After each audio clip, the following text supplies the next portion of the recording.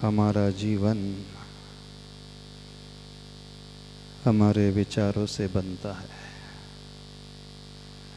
जैसे मन में हमारे विचार आते हैं, जैसी हमारी सोच होती है, उसी के अनुसार हमारे शब्द मुख से निकलते हैं, उसी के अनुसार हमारा व्यवहार जीवन में बनते चला जाता है। मन में उठने वाले विचार हमारे ही ऊपर डिपेंड करते हैं ऐसा नहीं है। बाहर जैसी संगति होती है, आसपास के जैसे लोग होते हैं, जिनके साथ हम बातचीत करते हैं, उठते बैठते हैं, उनका प्रभाव भी हमारी मति पर पड़ता है। जैसी संगति वैसी मति होती है, और जैसी मति होती है वैसी ही गति होती है। हमारी अच्छी गति, हमारी मति हमारी सोच पर आधारित, और हमारी अच्छी मति बहुत हद तक हमारी संगति पर आधारित होती है। आप लोगों की संगति कैसी है? अच्छी है? यदि अच्छी संगति होती तो सभी लोग आरिका बन गई होती, है ना? अच्छी संगति हो गई होती तो सभी भगवान बन गए होते। अच्छी सराउंडिंग होती तो सभी लोग महान बन गए होते, बहुत अच्छे इंसान बन गए होते। अच्छे इंसान नहीं बन पा रहे हैं, व्यवहार अच्छा नहीं हो पा रहा है, कषाय बहुत ज़्यादा भड़कने लगती है, गुस्सा बहुत जल्दी आता है, अभिमान बहुत ज़्यादा पैदा होने लगता है, दूसरों से ईर्ष्या बहुत ज़्यादा होने लगती है, दूसरों की बढ़ती को देख नहीं पाते हैं। इसका मतलब है अभी ढेर सारी कमियां, ढेर सारी बुराइयां सबके भीतर मौजूद है। कोई भी व्यक्ति यहाँ पर इतना परफेक्ट नहीं है, इतना अच्छा नहीं है कि वो जो सोच ले उसी के अनुरूप वो बनता चला जाए, क्योंकि दिन भर वो चारों तरफ ऐसे लोगों से घिरा हुआ होता है और उन लोगों का प्रभाव हमारे ऊपर बहुत अधिक पड़ता है। जरूरी नहीं आपकी संगति में कई मित्र हों, कई लोग हों, आपकी संगति में आपका मोबाइल भी है, आपकी संगति में आपकी पंचेंद्रियों के विषयों की जो प्रवृत्ति है वो भी है। आपकी आंखें क्या देखती हैं, क्या देखना पसंद करती हैं, आपके कान क्या सुनना पसंद करते हैं, आपकी जिह्वा क्या खाना पसंद करती है, आप क्या छूना पसंद करते हो, क्या सुनना पसंद करते हो, और आपका मन कैसा है, यह भी एक प्रकार से हमारी संगति को बताने वाला होता है। तो आज इस भागती हुई दुनिया में बाहरी दुनिया की संगति तो बहुत दूर है, मित्र बहुत दूर हो गए हैं, उसके हाथ में जो मोबाइल है वही उसका सबसे बड़ा फ्रेंड है ना? मोबाइल से सबसे ज़्यादा आप अपना टाइम वेस्ट करते हो, टाइम बिताते हो। दिन भर में सबसे ज़्यादा समय किसे देते हो आप? मोबाइल में। पति से कितने देर बात करते हो? बच्चों से, परिवार से कितना समय देते हो उनके पास? 10 मिनट, 15 मिनट, है ना? भगवान के पास कितना समय देते हो? मंदिर आकर कितना समय देते हो? आधा घंटा, 1 तास, हाँ, अर्धा तास। और मोबाइल को लिए कितना समय देते हो? किती वेळ देता तुम्ही? अनलिमिटेड। घंटों घंटों व्यक्ति मोबाइल में बिता देता है। तो मोबाइल में क्या देखते हो? भगवान का अभिषेक देखते हो? अभिषेक तो देखते नहीं होंगे। भक्तामृत स्तोत्र सुनते हो? नहीं सुनते हो। हाँ, मूवीज देखते होंगे, सीरियल देखते होंगे, रील्स देखते होंगे, और वीडियो गेम है, न जाने क्या। तो आज की कंपनी, आज की संगति सबसे ज़्यादा जो है वो कोई व्यक्ति की नहीं है, बल्कि मोबाइल की हो गई है, सोशल मीडिया की हो गई। 70 साल के दादाजी है, उनके पास भी मोबाइल हमेशा बजते रहता है, चालू रहता है कि नहीं? हमेशा मोबाइल में लगे रहते हैं। अब बच्चे तो उसमें लगे ही हैं। तो हम क्या हो रहे हैं, हम अपने जीवन को कैसा बना रहे हैं, थोड़ा सा इस बारे में सोचना सीखो। हमारी मित्रता किसके साथ अधिक हो रही है? तो हमारी मित्रता उनसे अधिक हो रही है जिसके साथ हमें नहीं रहना चाहिए था, जिनके साथ हमें समय व्यतीत नहीं करना चाहिए था। उनके साथ व्यक्ति पूरे अपने जीवन को ही खपा रहा है। फिर बाद में वह शिकायत करता है कि मैं मन से स्वस्थ नहीं हूँ, मन से बीमार हूँ, परेशान हूँ। तो हम अपने आप को अच्छा बनाना चाहते हैं, तो हम पहले ये अध्ययन करना सीखें, अपने दिन भर की दिनचर्या को देखना सीखें, हमारा अधिकतर समय कहाँ जाता है। कहाँ जाता है? अच्छे कार्य में जाता है। यदि शास्त्रों के अनुसार समझने की कोशिश करें तो अधिकतर समय विकथाओं में जाता है, बुरी कथाओं में जाता है, भोजन कथाओं में, राग की कथाओं में, राजनीति की कथाओं में, स्त्री कथाओं में, इधर उधर की चोर कथाओं में ही जाता है।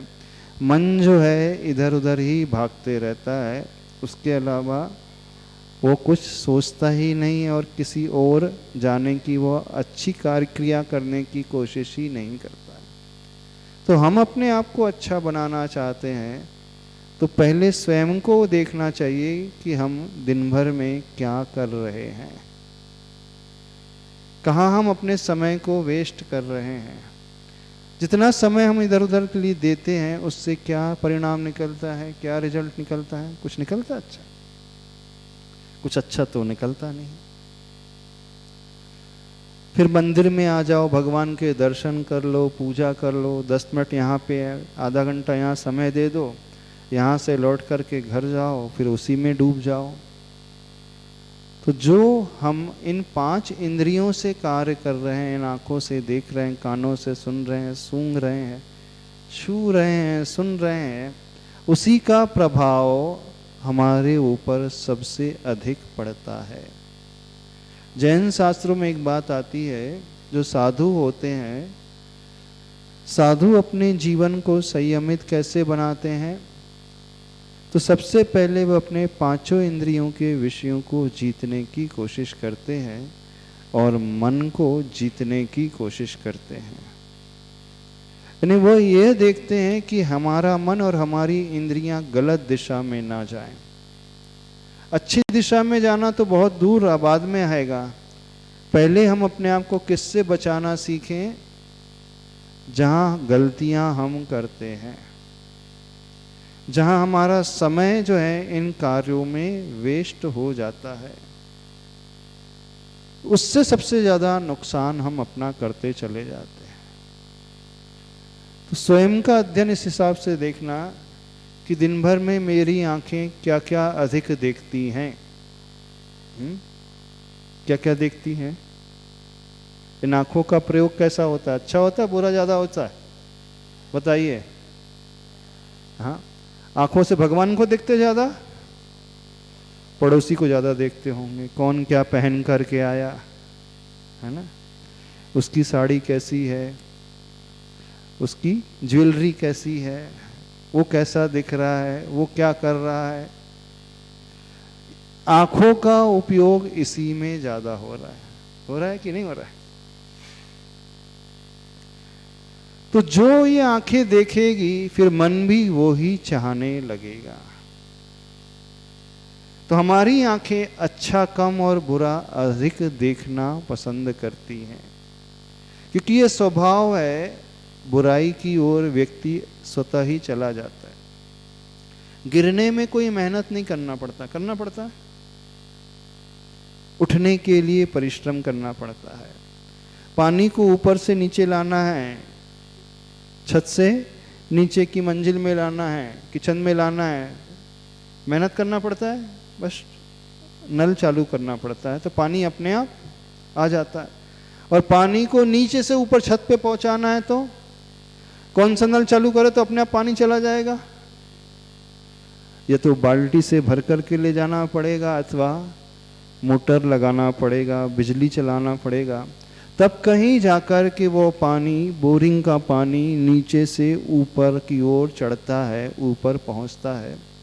तो ऊपर उठने में बहुत परिश्रम करना पड़ता है और नीचे गिरने में कोई परिश्रम, कोई मेहनत नहीं करना पड़ता है।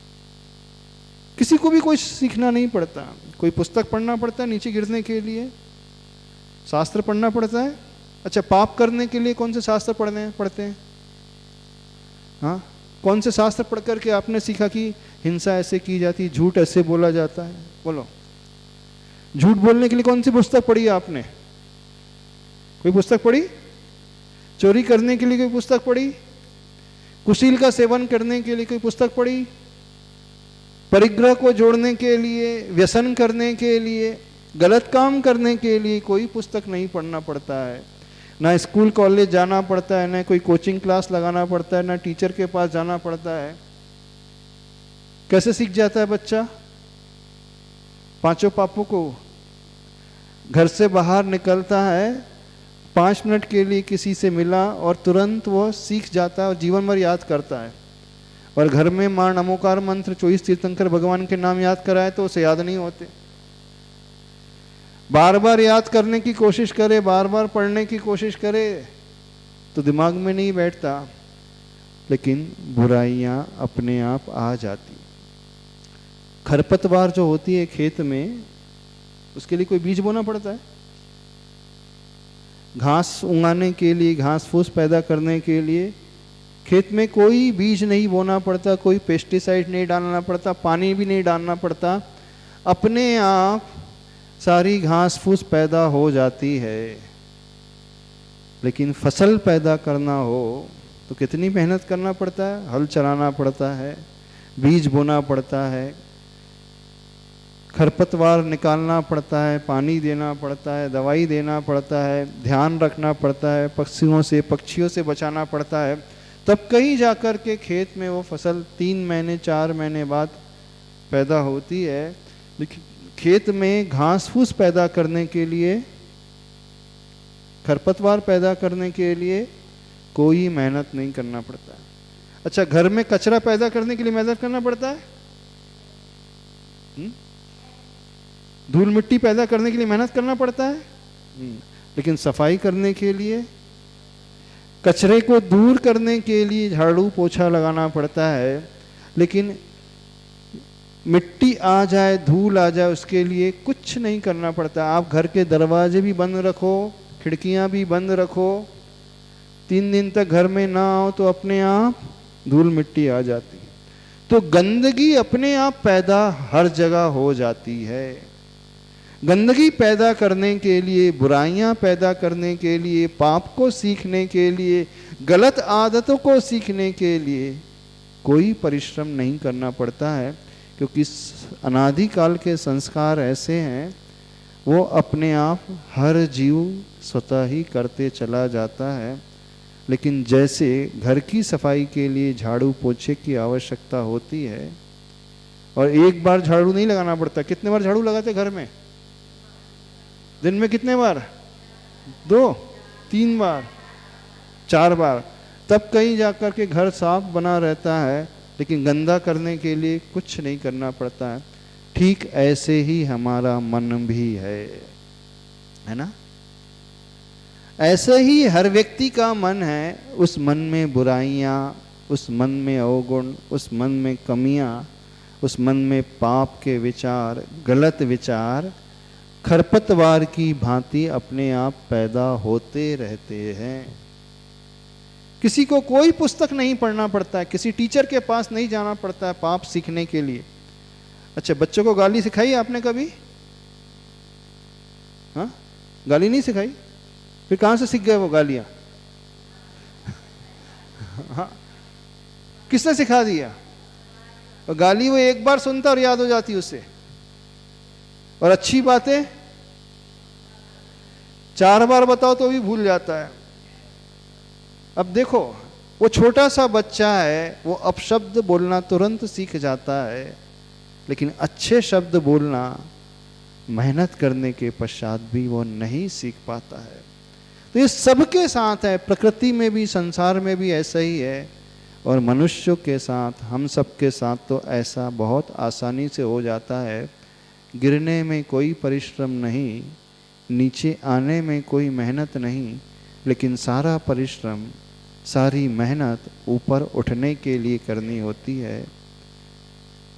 तो जो व्यक्ति हमेशा जागृत रहता है, सचेत रहता है, वो ही अपने आप को बचा सकता है। और मात्र सचेत होने से काम नहीं चलेगा। कुछ नहीं करेंगे तो भी घर में धूल मिट्टी आ जाती है, बार बार मेहनत करना पड़ता है घर की साफ सफाई के लिए। ऐसे ही मन की सफाई के लिए बार बार झाड़ू लगानी पड़ती है। आप लोग मन में झाड़ू लगाते हो कभी? शरीर में तो बहुत सफाई की होगी, शरीर को स्नान कराया होगा, साबुन लगाई होगी, शैम्पू लगाया होगा, है ना।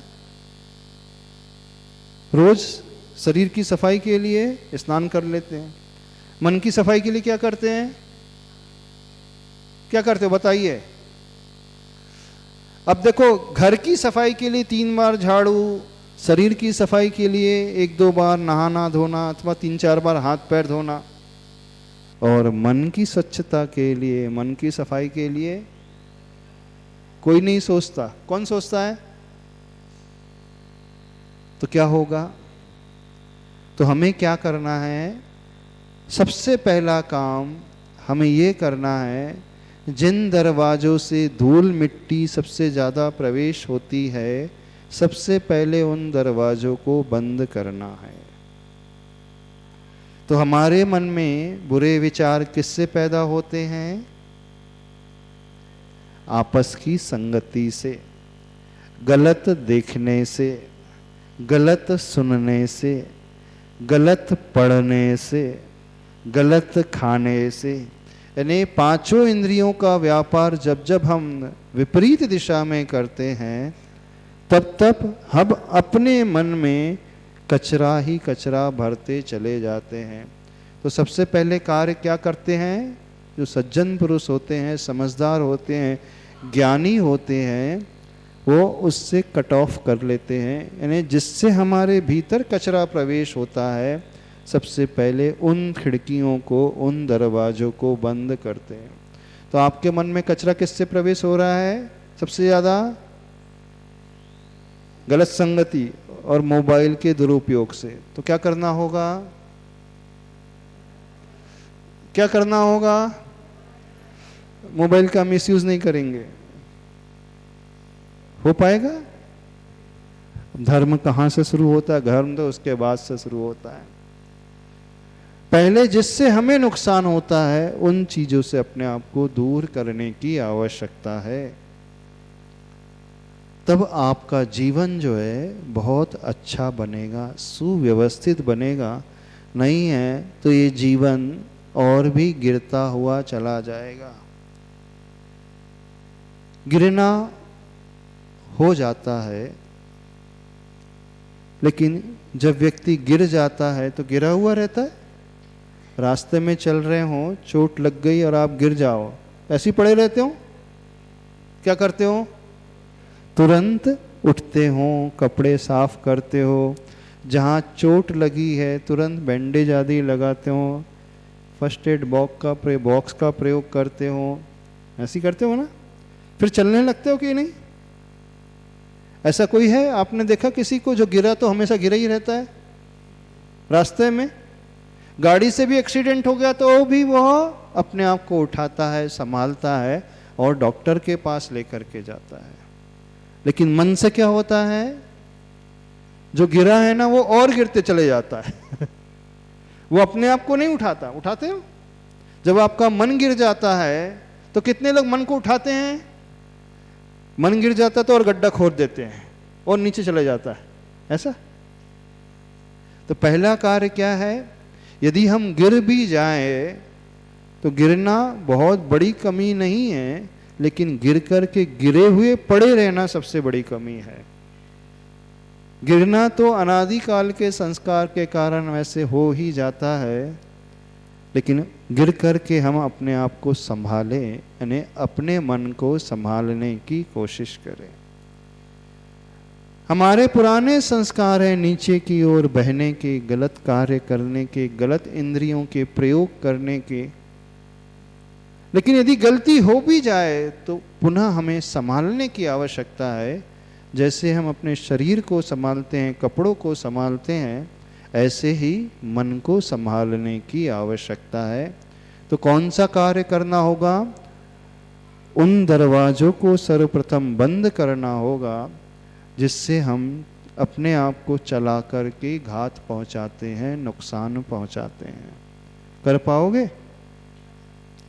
जो व्यक्ति ऐसी सोच अपने भीतर लेकर के आएगा, अब इसके बाद उसके जीवन में धर्म शुरू होता है। कई लोग शिकायत करते हैं कि रोज मंदिर जा रहे हैं, है ना, रोज एक एक घंटा पूजा करते हैं, स्वाध्याय करते हैं, माला फेरते हैं, फिर भी उनका स्वभाव नहीं बदलता।